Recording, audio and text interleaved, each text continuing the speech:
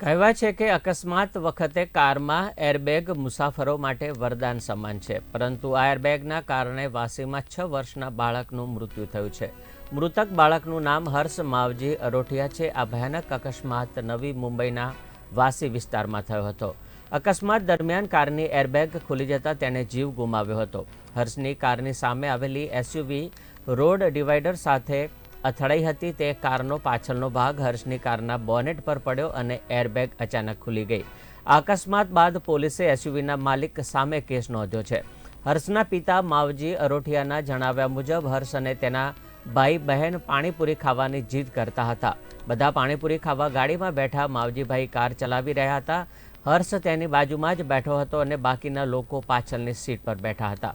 રાત્રે લગભગ 11:30 કલાકે તે વાસીના સેક્ટર 28માં બ્લુ ડાયમંડ હોટલ જંકશન પાસે હતા। તેમની કારની આગળ એક એસયુવી હતી। થોડી જ વારમાં એસયુવી ઝડપથી આગળ વધી અને રોડ ડિવાઈડર સાથે અથડાઈ અને તેનો પાછળનો ભાગ હવામાં ઉડીને અરેટિયાના કારના બોનેટ સાથે અથડાઈ।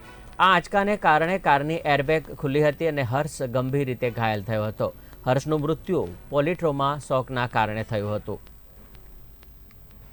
चौक में 21 तारीख को रात को 11:30 बजे एक एमजी वेक्टर गाड़ी जा रही थी, तो उसकी डिवाइडर में धड़क हो गई।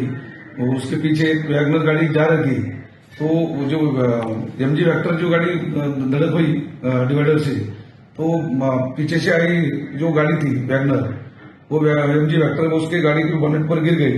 तो गाड़ी में वैगनर गाड़ी में जो बच्चे और फिरयादी थे, तो बच्चों को जो वैगनर गाड़ी में जो बैग थी एयर बैग ओपन होने से वो बच्चों को वो जबरदस्त धक्का बैठा।